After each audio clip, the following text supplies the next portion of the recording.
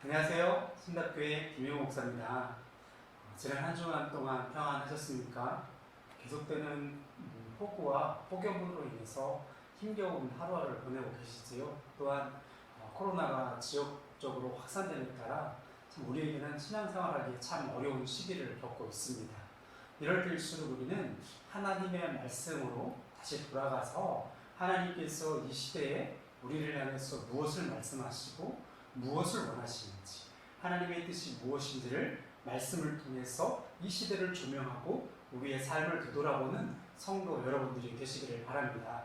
로마서 말씀 가운데 이런 말씀이 있습니다. 소망 중에 즐거워하며 환난 중에 참으며 기도에 항상 힘쓰라. 로마서 12장 말씀인데요. 우리가 이런 시기 때에 이 말씀을 가지고 다시 한번 우리의 삶의 자리를 되돌아보면서 우리가 이 시기를 어떻게 하나님 앞에 온전히 쓰임받을 수 있는 성도의 삶을 살아가는지에 대해서 기도하며 우리의 삶을 되돌아보는 저와 여러분들이 되시기를 간절히 바랍니다.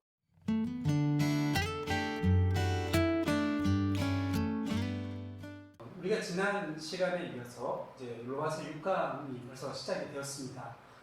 여러분들 이 6강 로마서 강의를 하면서 어떤 마음이 드셨습니까? 하나님께서 우리를 향한 마음, 하나님께서 저와 여러분을 향한 마음이 무엇입니까? 우리는 비록 하나님 앞에 죄인이지만 하나님은 우리를 심판하기 앞서서 우리를 구원하길 원하신다는 사실을 저와 여러분들은 기억하시기를 바랍니다. 우리는 비록 죄인이지만 하나님께서 의로 말미암아 하나님의 은혜로 구원을 받은 사람들입니다. 구원을 받은 믿음의 사람이기 때문에 저와 여러분들의 삶이 소망 중에 거하기를 바랍니다. 어떤 어려움과 환난과 근심과 걱정이 있다 할지라도 우리는 하나님이 주시는 그 믿음으로 말미암아 오늘을 살아내고 인내하며 소망 중에 즐거워하는 저와 여러분들의 삶이 되시기를 간절히 바랍니다. 혹시 여러분 이분이 누구인지 아십니까?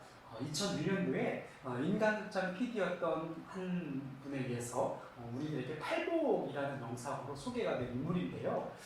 이분은 맨발로 지하철을 다니면서 전도 활동을 한다고 해서 사람들에게는 광인이라고 불려질 정도로 사람들에게 이상하게 여기는 한 분이었는데요. 이분의 이름은 맨발의 천사 최춘선 할아버지라고 우리에게 소개가 되었습니다.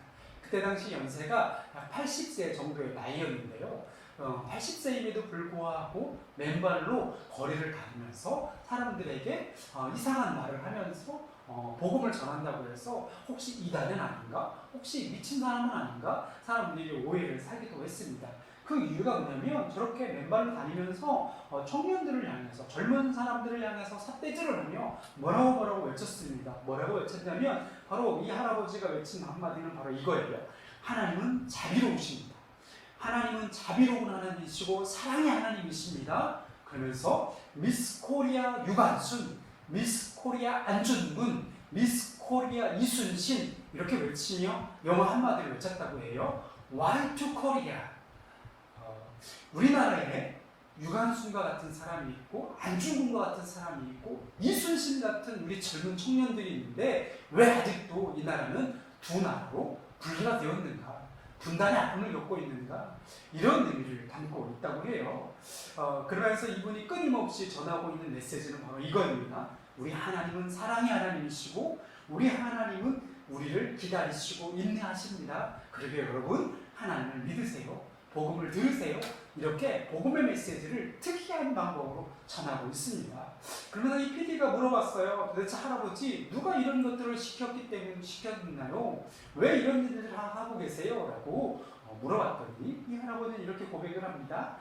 사명은 각자 자기에게 주어진 거기 때문에 이것이 나에게 하나님께서 맡겨준 사명입니다. 이것이 제가 살아있는 날 이것은 제가 해야 될 일입니다라고 고백을 했다고 합니다.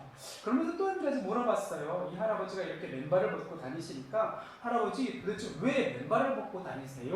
라고 물어봤더니 이 할아버지가 바로 오래전에 한 30년 전에 중병을 앓았다고 합니다. 거의 죽을 뻔했다가 기적적으로 하나님의 은혜를 체험하고 그때 하나님이 주신 감동이 무엇이냐면 통일, 남과 북이 하나 될 때 그때 비로소 내가 신발을 신고 남북으로 향해서 복음을 전하러 가야 되겠다. 그 전까지는 내가 맨발을 걷고 이 거룩한 땅에서 하나님 앞에 서 있는 그 모습으로 모세와 같은 심정으로 복음을 전해야 되겠다 하는 마음을 가지고 이 할아버지는 맨발로 복음을 전하게 되었다고 합니다. 그런데요, 이 할아버지에 대한 이 이후의 이야기를 들어보니까 원래 이분은 독립운동가이셨다고 합니다. 우리나라가 해방이 되었을 때 당시에 김구 선생님과 함께 우리나라에 들어와서 독립운동가로서 역할을 감당을 하셨고, 또 한 가지 하나님의 은혜를 주셔서 젊은 나이에 목회의 비전을 가지고 목회 활동을 하셨다고 하지요. 그러다 보니까 이분이 독립운동가 활동을 했지만 그럼에도 불구하고 이 나라와 경제가 어려운데 나와 같은 사람이 독립유공자가 되어서 못하겠느냐, 난 아직도 재산이 있고 자식이 있으니까 나는 독립유공자를 포기하고 나는 하나님이 주신 사명을 감당하겠노라고 하면서 이 김포의 한 지역에서 교회를 개척하고 가난한 사람들, 고아들을 모아가지고 사역을 했다고 합니다. 그러면서 붙여진 이 맨발의 최춘선 할아버지라는 별명은 늘 그의 삶이 늘 예수님의 말씀처럼 내 이웃을 내 몸과 같이 사랑하라, 이 말씀을 몸소 실천해 주셨다고 이분을 아는 많은 사람들이 증언해 주셨습니다. 이분에 대한 이분의 이후에 이렇게 복음을 전하시다가 어느 날 갑자기 보이지 않아서 나중에 알고 보니까 지하철에서 그대로 숨진 채 발견되었다고 하지요. 이분의 이야기를 되돌아보니까 굉장히 교육도 많이 받으셨고 무려 4개국어를 할 정도로 학식이나 지식이 뛰어난 사람이었다고 하지요. 그런 분이 자기의 소유한 모든 것들을 하나님의 나라를 위해서 복음을 전하는데 사용하는데 기꺼이 다 맡겨드리고 2001년 어느 날 하나님의 부르심을 받아서 지하철에서 숨진 채 발견되었다고 합니다. 그러면서 이분에 대한 평가를 이렇게 합니다. 사람들은 이분이 이 맨발은 자신의 이름을 감추기 위한 하나의 보호색과 같은 것입니다. 자신의 이름을 드러내지 아니하고 이름 없이 빛도 없이 복음을 전하는 한 믿음의 사람으로서 기억되길 원하는 이 할아버지의 마음 그 자체, 그러면서 이분의 이 삶을 사람들은 뭐라고 평가하냐면 충성 그 자체입니다. 우리 하나하나가 이분과 같은 질신된 그 충성으로 이 시대에서 우리가 각자의 맡은 일을 잘 감당한다면, 이 할아버지의 모습과 같이 자기의 주어진 일을 성실하고 최선을 다한다면 그것이 이 사회를 변화시키는 힘과 능력이 되지 않겠는가. 이런 의미에서 이 PD는 이분의 이야기를 영상에 담아서 우리에게 메시지를 전해주었습니다. 그러면서 이분의 이야기를 통해서 저는 이렇게 평가합니다. 십자가만이 우리의 자랑이다. 이 할아버지의 삶을 되돌아보니 오직 예수님만, 하나님만을 전하고 예수님의 그 십자가의 고통을 참아내듯이 맨발로 자신의 삶을 세상 가운데 증거하며 예수님처럼 살아가려고 노력했던 사람이다. 이 예수님과 같이 이 진실된 희생과 사랑으로 각자의 자리에서 예수님과 같이 우리도 살아낸다면, 예수님처럼 이 어려운 세상 가운데 우리가 예수님의 모습을 다시 회복한다면 세상을 변화시키는 힘이 우리에게, 우리 또한 신약교회에게, 우리 또한 한국교회에 있지 않겠습니까? 바로 이것이 복음의 능력이 될 것입니다. 예수님처럼 살아가는 것, 예수님의 모습을 다시 회복하는 것, 이것이 여러분 복음의 참된 능력, 하나님의 능력이 우리 안에서 역사하시는 줄 믿으시기를 바랍니다. 그러면서 여러분, 우리가 지난 로마서를 배우면서 여러분 복음이란 무엇이라고 했지요? 복음은 크게 두 가지 기능을 한다고 했습니다. 첫 번째, 복음은 어떤 기능을 합니까? 복음은 우리를 구원하는 하나님의 능력이라는 거예요. 그러면서 이것은 하나님의 의로 말미암아 우리에게 믿음을 주시는데, 이 믿음으로 말미암아 비로소 하나님의 은혜로 죄인된 우리의 삶이 의인으로 역전되는, 의인으로서의 삶을 살아가면서 우리는 무엇이라고 부르게 됩니까? 바로 하나님의 자녀라고 부르게 되죠. 하나님의 자녀로서의 권세를 회복하여서 우리에게 주어지는 그 특권이 무엇입니까? 바로 영생입니다. 하나님의 자녀로서 누릴 수 있는 영생의 축복으로 말미암아 이 땅 가운데 우리는 어떻게 살아가야 된다고요? 바로 하나님의 자녀로서 구원받은 죄인으로서 겸손하게 예수님처럼 살아가는 것. 이것이 사도 바울이 이 로마서를 통해서 우리에게 전해주고자 하는 메시지이죠. 반면에 여러분, 이 복음의 능력 가운데 두 번째 기능이 무엇이지요? 바로 하나님의 진노입니다. 복음은 하나님의 진노로 말미암아 우리를 심판하신다라고 말씀합니다. 어떠한 사람을요? 이방인의 모든 죄 가운데 하나님은 심판하신다고 하죠. 이 이방인의 죄가 뭐라고 했죠? 하나님이 분명히 이 피조 세계를 통해서 하나님이 어떠한 분인지 알만하도록 드러내 보여주셨는데, 이방인들은 그것을 모른 채하고 외면하면서 어떻게 하죠? 교만과 불순종으로 하나님이 아닌 다른 피조물들을 우상으로 섬기며 그것을 조물주를 대신하여서 신으로 섬기는 것. 그러면 어떻게 되지요? 이런 하나님과도 멀어지죠. 하나님과도 멀어지면서 우리 인간은 어떻게 되지요? 스스로 타락의 길을 가게 되죠. 이것을 신학적으로 하나님께서는 인간을 어떻게 한다고요? 내버려 두셨다라고 말합니다. 좀 더 신학적인 용어를 쓴다면 육이라는 표현을 쓰는데요. 하나님께서는 우리 인간의 타락함을 내버려 두셨어요. 그래서 아담의 후손인 모든 사람들은 뭐라고요? 죄인이라고 사도 바울은 말씀하고 있습니다. 결국 이 죄인의 최후는 무엇입니까? 로마서 6장에 나오지만 죄의 싹은 사망이라고 말하지. 자, 세상 사람들은 스스로 의인다라고 말합니다. 스스로 의롭다라고 여기고 말하지요. 죽는 것은 자연스러운 것이라고 얘기하지만 성경에서 말하는 우리 인간들은 무엇입니까? 인간 모든 사람은 하나님 앞에 죄인이라는 거예요. 그래서 로마서 3장 말씀에도 뭐라고 말합니까? 의인은 없나니 하나도 라고 말씀하고 있습니다. 그래서 사도 바울이 말하는 우리 인간의 본질은 어떤 거예요? 모든 사람은 죄 아래 있다는 겁니다. 모든 사람은 죄 아래 있기 때문에 이방인도 죄인이고 유대인도 죄인이라는 거예요. 이방인의 죄는 뭐라고 했지요? 하나님을 두려워하지 않는 것, 하나님을 경외하지 않는 것. 반면에 유대인들의 죄는 뭐라고 했습니까? 그 율법, 하나님께서 이 율법으로 말미암아 죄가 무엇인지 깨닫게 도와주는 역할로서 율법을 주셨는데, 그 율법을 가지고 어떻게 합니까? 남을 판단하고 남을 정죄하고 나는 옳지만 너는 죄인이다라고 정죄하는 그런 형태가 바로 유대인의 모습이었고 유대인의 죄라고 사도 바울은 말씀하고 있습니다. 따라서 사도 바울은 모든 사람은 이 죄의 문제를 해결할 능력이 있다 없다? 없다라는 거예요. 모든 사람은 스스로 이 죄의 문제를 해결할 수 있는 사람은 단 한 사람도 없다는 거예요. 이것이 로마서를 통해서 우리에게 말씀해주고자 하는 1장부터 4장까지의 이야기입니다. 반면에 여러분, 유대인들은 아브라함은 어떤 사람이었어요? 믿음의 조상이었죠. 믿음의 조상으로 여기며 그는 조금도 흠도 없는 사람이라고 여겼지만, 사도 바울은 뭐라고 얘기합니까? 아브라함조차도 하나님께서 의롭다함을 받은 그 시기가 언제냐는 거예요. 바로 할례를 받기 전이라는 거죠. 율법을 깨닫기 전이라는 거예요. 이미 하나님께서 의롭게 된 것은 하나님께서 우리에게 주시는 은혜지 우리의 노력이 아니라는 거예요. 인간 스스로는 어느 누구도 의롭다함을 받을 수 있는 존재가 아무도 없다는 거예요. 그래서 이 문제를, 이 죄의 문제를 해결할 수 있는 유일한 방법과 통로가 뭐예요? 바로 예수 그리스도를 믿는 거예요. 예수 그리스도를 믿음으로 말미암아 우리는 의롭게 되는 거예요. 이것이 우리가 오늘날 이 시대를 살아가는 믿음이라고 말할 수 있는 겁니다. 이 믿음은 뭐예요? 하나님과 연결시켜주는 거예요.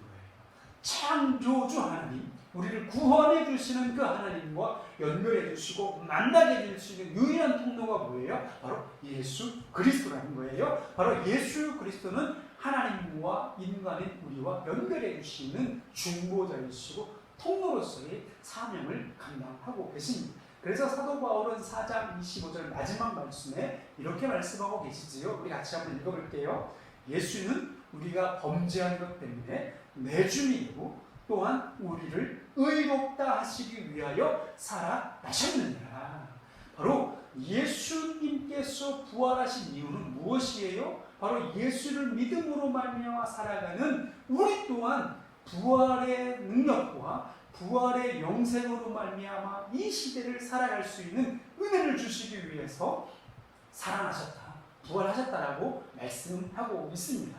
따라서 여러분 우리가 믿음의 출발선은 뭐예요? 바로 예수 그리스도입니다. 우리 오늘날 그리스도인 저와 여러분들의 믿음의 출발선은 어디예요? 바로 예수 그리스도로 말미암아 우리는 시작이 되는 거예요. 예수 그리스도로 말미암아 우리는 모든 믿는 사람들은 예수 그리스도로 말미암아 새롭게 시작되는 새로운 구원의 역사가 시작되는 삶인 줄 믿으시길 바랍니다. 따라서 여러분 우리가 그렇다면 믿음의 목표, 우리가 믿는다라고 얘기하는데 그 믿음의 최종 목적지, 목표는 무엇일까요? 우리가 예수를 믿음으로 말미암아 우리는 어떠한 목적을 가지고 살아야 하는가? 사도 바울은 로마서 5장 1절 말씀에 이렇게 말씀합니다. 우리 같이 한번 읽어볼게요. 자, 시작. 그러므로 우리가 믿음으로 말미암아 믿음으로 의롭다 하심을 받았으니 우리 주 예수 그리스도로 말미암아 하나님과 화평을 누리자. 다시 한번요. 그러므로 우리가 믿음으로 의롭다 하심을 받았으니 우리 주 예수 그리스도로 말미암아 하나님과 화평을 누리자. 자, 우리가 예수를 믿음으로 말미암아 사는 이유가 뭐라고요? 바로 하나님과 화평을 누리는 거예요. 그러니까 우리 믿음의 목표는 곧 무엇이라고 말씀하고 있는 거예요? 하나님과 화평을 누리는 거예요.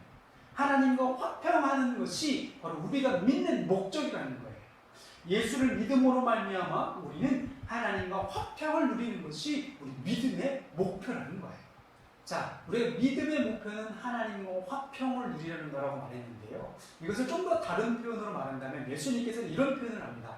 너희가 거듭나면, 예수님께서 요한복음 3장 말씀에 니고데모의 대화 가운데 이렇게 말씀하시죠. 진실로 진실로 내게 이르노니 사람이 거듭나지 아니하면 하나님의 나라를 볼 수 없느니라. 이것을 니고데모는 오해를 했지요. 아니 어떻게 사람이 한번 태어났는데 다시 태어날 수 있습니까? 그래서 예수님은 이것을 거듭남이라는 표현을 썼습니다. 여러분 이단 가운데 구원파 중에 한 사람이 거듭남과 제3의 비밀이라는 어떤 이런 이야기를 가지고 우리를 현혹하고 있는데요. 여러분 거듭난다는 표현은 어떤 의미입니까? 그러니까 우리가 로마서를 통해서 이 거듭남에 대한 이야기를 한다면 우리는 이렇게 이해할 수 있는 거예요. 바로 이 거듭난다는 건 뭐냐면 예수를 믿음으로 말미암아 하나님의 은혜로 의롭다 함을 받은 우리가 하나님 안에서 하나님과 화평을 누리는 거, 하나님 안에서 평화를 누리는 거, 하나님과 화목하는 것, 이것이 뭐라고요? 거듭남이라는 거예요. 예수를 믿음으로 말미암아 우리는 의롭다함을 받았는데요. 그것으로 끝나는 것이 아니라 거기에서 하나님과 화평을 누리는 삶을 살아야 한다는 거예요. 왜냐하면 구원파들은 뭐라고 합니까? 한 번 구원받은 날짜, 언제 어디서 몇 시, 몇 분, 몇 초에 구원받으면 그것으로 끝이라고 얘기하는 거예요.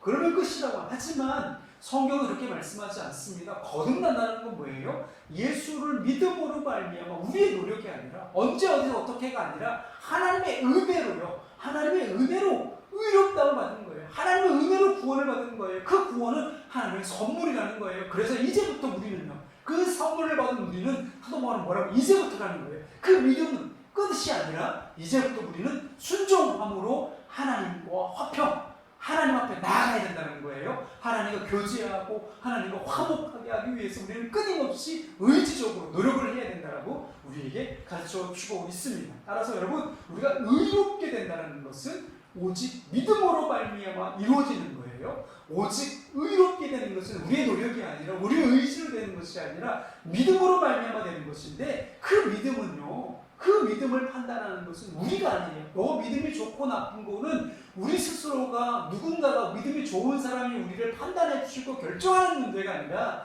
이 믿음은 하나님만이 판단하신다는 거예요. 아브라함을 택하시는 것도 하나님이시고 하나님 아브라함을 그 삶의 모습을 보시고 그를 의롭게 여기시는 것도 하나님이시잖아요. 바로 똑같은 거예요. 아브라함 과거에 그 수천 년 전에 메소포타미아 그 지역에서 이름도 없던 그 아브라함을 하나님께서 부르셔가지고 택하셔서 그를 통해서 내가 너를 믿음의 조상으로 삼아주시겠다고 말씀하셨던 그 하나님께서 오늘날 저와 여러분들도 동일하게 말씀하시는 거예요. 그 음성을 듣고 믿음으로 말미암아 살아가는 저와 여러분들이 오늘날 이 시대에 믿음의 조상이고 믿음의 삶을 믿음의 길을 걸어가는 사람들인 줄 믿으시기 바랍니다. 그러게 여러분, 우리는 어떠한 삶을 살아가야 한다고요? 하나님과 화평을 누리는 삶. 우리가 믿음으로 말미암아 선물을 받았다면, 믿음으로 말미암아 그 구원의 은혜를 받은 사람이면 이제 앞으로 어떤 삶을 살아가야 되는지 5장부터 이제 쭉 설명을 해주는데, 이 5장부터 첫 번째 하는 이야기가 뭐예요? 바로 하나님과 화평을 누리라는 거예요. 하나님과 화평을 누리는 삶은 어떤 삶이냐면 죄로부터, 사망으로부터, 율법으로부터 자유함을 누리는 삶이라는 거예요. 그리고 그 자유함의 최종 결정체는 무엇입니까? 성령 안에서의 자유를 누리는 거예요. 성령 안에서 자유함을 누리면서 우리는 하나님을 아버지라고 부르고, 성령께서는 지금도 말할 수 없는 탄식 가운데 우리를 위해서 기도해 주시면서 우리가 서로 연합하고 하나 되고 그리스도 안에서 하나 되어서 한 몸을 이루고 우리 교회 공동체 안에서 선한 영향력을 일으키며 이 시대를 변화시키는 하나님의 거룩한 사람으로 쓰임받기를 원하는 것이 뭐예요? 하나님과 화평함을 누리는 삶이라는 거예요. 바로 이렇게 하나님과 화평함을 누리는 삶의 모습을 제가 도식화를 해보았습니다. 여러분, 이 표를 통해서 다시 한번 우리의 삶의 모습을 되돌아보면 좋겠는데요. 우리는 거듭났습니다. 저와 여러분들은 예수를 믿음으로 말미암아 거듭난 삶을 사는 사람들이에요. 예수를 믿음으로 말미암아 의롭게 여긴 의인들이 된 거예요. 비록 죄인이지만 하나님의 은혜로 말미암아 구원받은 죄인이에요. 하나님의 은혜로 말미암아 구원받은 의인이라고 여러분 우리는 칭함을 하나님께서 불러주셨어요. 그러기에 여기까지는요, 이 믿음의 과정은요, 하나님의 은혜예요. 우리의 노력이 아니에요. 하지만 이제부터 의롭게 된 저와 여러분들은 이제부터 노력을 해야 돼요. 어떠한 노력을 해야 돼요? 하나님 안에 들어가요. 하나님과 함께 살아가기 위해서, 하나님과 화목하기 위해서, 하나님과 화평함을 위해서 노력을 해야 된다라고 말씀하고 있습니다. 그러기에 여러분, 믿음이라는 것은 하나님의 자녀로 태어나는 출발 과정입니다. 믿음이라는 것은 하나님의 자녀로서 태어난 출발 과정이면서 이 출발 과정 가운데 구원을 받은 저와 여러분들은 좀 더 의도적으로 하나님과 화평을 이루며 더불어 모든 사람들과 화목하고 화평한 삶을 살아가라고 우리에게 전해주고 있는 거예요. 그러니까 하나님과 화평한다는 것은 물론 하나님 앞에 더 들어가려고, 하나님과 거룩한 삶을 살아가기 위해서, 하나님의 마음에 합한 삶을 살아가기 위해서 열심히 믿음의 경주를 하는 것도 중요하지만, 더불어서 모든 사람들과 함께 그 하나님과 화평한 삶을 공유하며 나누며 살아가야 한다는 것입니다. 이것이 하나님과 화평을 누리라는 의미입니다. 그러게 여러분, 우리가 하나님과 화평함을 누리면 어떠한 결과를 얻게 되냐면, 사도 바울은 우리에게 이렇게 얘기를 해주는 거예요. 하나님과 화평한 삶이라는 것은 무엇이냐면 하나님의 형상을 회복한 인간의 가장 평온한 상태예요. 하나님의 형상, 죄로 말미암아 오염되고 찾아볼 수 없는 그 형상을 도저히 찾아볼 수 없는 저와 여러분들이 하나님의 은혜로 말미암아 다시금 평안을 주시어서 그 처음 새롭게 피조된 피조물로의 형상을 회복하는 삶이에요. 이것이 하나님과 화평한 삶이에요. 그래서 하나님과 화평한 삶은 어떤 삶이냐면 내 안에 있는 모든 문제를 해결해 주시는 하나님, 그 하나님을 믿음으로 말미암아 오늘도 동행해야 하면서 살아가는 거예요. 여러분, 하나님과 동행한다는 것은 어떤 의미입니까? 여러분, 노아는 그때 당시에 당대의 완전한 사람이며 하나님과 동행하는 사람이었다라고 평가받고 있습니다. 여러분, 그것은 어떤 의미예요? 하나님과 동행함으로 말미암아 내일 일을 염려하지 않는 거예요. 오늘 하나님과 동행함으로 말미암아 기쁨과 감사가 넘치는 삶이에요. 그렇기 때문에 하나님께서 어떤 말씀을 말씀을 한다 할지라도 지금을 순종하는 거예요. 여러분, 노아의 홍수가 몇 년 만에 이루어졌습니까? 노아는 500세 때부터 노아의 방주를 만들기 시작했어요. 그런데 그 노아의 홍수가 몇 년 뒤에 이루어졌습니까? 100년이나 지나야지 그 홍수가 하나님의 그 계시가 이루어진 거예요. 하나님의 말씀이 이루어진 거예요. 그러니까 여러분, 우리가 하나님과 동행하는 삶이라는 건 무엇입니까? 매일 일을 염려하지 않는 거예요. 오늘 이 하루의 삶 가운데 하나님과 동행함으로 거룩한 삶에 있어서 최선을 다하는 거예요. 그렇기 때문에 여러분, 우리는 이 하나님과 화평을 누린다는 것은 어떤 의미냐면 바로 이 하나님의 영광의 자리에 들어가는 삶이에요. 하나님의 영광. 하나님께서 우리를 만드신 목적이 무엇입니까? 하나님을 영화롭게 하는 거잖아요. 하나님의 영광을 들어가는 삶이에요. 바로 믿음이라는 것은 그 하나님의 은혜의 자리로 들어가는 거예요. 그 영광의 자리로 들어가는 것이 믿음이라는 겁니다. 하나님과 함께 동행하는 거예요. 그러면서 이 하나님의 영광을 바라보며 하나님의 나라를 소망하는 거예요. 이것이 하나님과 화평을 누리는 삶이라는 겁니다.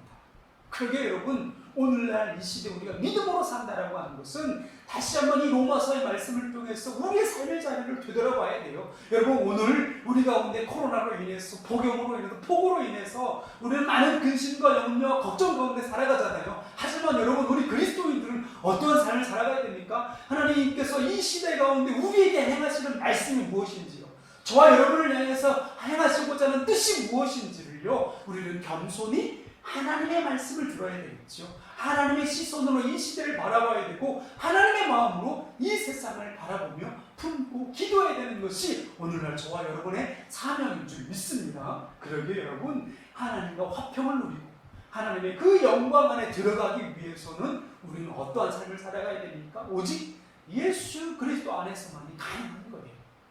예수 그리스도 안에 있을 때 우리는 하나님과 화평을 누릴 수 있고 우리는 그 하나님의 영광을 볼 수 있는 거예요. 그래서 사도 바울은 로마서 5장 1절 다음에 2절 말씀에 이렇게 말씀합니다. 우리 같이 한번 읽어볼게요. 또한 그로 말미암아 우리가 믿음으로 서 있는 이 은혜에 들어감을 얻었으며 하나님의 영광을 바라고 즐거워하느니라. 우리가 예수를 믿음으로 말미암아 이 은혜에 들어갔기 때문에 이제는 우리가 뭘요? 하나님의 영광을 바라보는 거예요. 하나님께서 우리에게 주시는 그 하나님의 나라를 바라보며 그 소망 가운데 즐거워하는 삶을 살 수 있다라고 우리에게 가르쳐 주고 있습니다.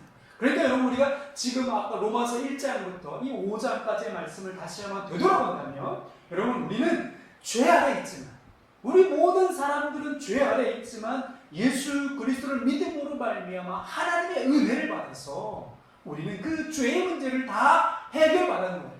우리 능력으로 해결할 수 없지만 예수님께서 친히 십자가로 말미암아 우리의 죄를 감당하시고 부활하셨기 때문에 그 부활하신 사건을 믿음으로 말미암아 이제는 우리는 하나님과 화평하면 그 화평의 자리에 들어갈 수 있는 거예요. 하나님과 화평할 수 있는 기회가 생긴 거예요. 그러니까 우리는 열심히 하나님과 화평하기 위해서 화해의 노력이 필요하겠죠. 하나님과 화해하기 위해서 여러분, 그렇다면 우리는 어떠한 삶을 살아야 합니까? 이것을 우리는 제가 지난 첫 시간에 말씀했던 것처럼 우리는 이렇게 도식화할 수 있어요. 하나님의 은혜로 말미암아 믿음으로 사는 저와 여러분들이 하나님과 화평하기 위해서는 바로 그 하나님의 말씀에 순종하는 거예요. 하나님과 하나님 앞에 순종함을 살아갈 때에 우리는 하나님과 화목할 수 있는 거예요. 그러게 여러분, 우리가 믿음으로 산다는 것을 다시 한번 정리해 본다면 믿음으로 산다는 것은 뭐예요? 예수 안에 산다는 거예요. 먼저 예수를 믿음으로 산다는 거예요. 그리고 예수를 믿음으로 말미암아 그 예수 그리스도의 십자가의 능력을 의지하여서 나의 힘과 노력이 아니라 예수 그리스도의 은혜로 말미암아 오늘을 살아가는 것이고요, 오늘을 살아내는 거예요. 그래서 사도 바울은 뭐라고 말씀하고 있습니까? 여러분, 믿음으로 말미암아 삽시다. 그리고 하나님과 화평을 위해서 노력합시다. 하나님과 화평을 누립시다. 하나님과 동행함으로 말미암아 하나님의 자녀답게 살아갑시다. 그리고 하나님의 형상을 회복하여서 완전한 자유함을 누립시다. 죄로부터, 사망으로부터, 율법으로부터 얽매이지 말고 하나님의 자녀답게 이 세상 가운데 살아가는 믿음의 사람들이 됩시다. 이렇게 우리에게 가르쳐주고 있습니다. 그러다 사도 바울이 했던 말씀 가운데 아주 여러분들이 기억해야 될 중요한 말씀이지요. 이 말씀을 여러분 꼭 기억했으면 좋겠습니다. 우리가 살아도 주를 위해 살고 죽어도 주를 위해 죽나니 그러므로 사나 죽으나 우리가 주의 것이로다.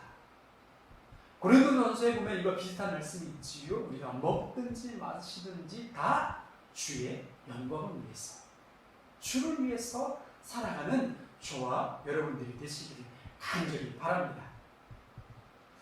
로마서 6강 강의는 오늘 여기까지 하도록 하겠습니다. 감사합니다.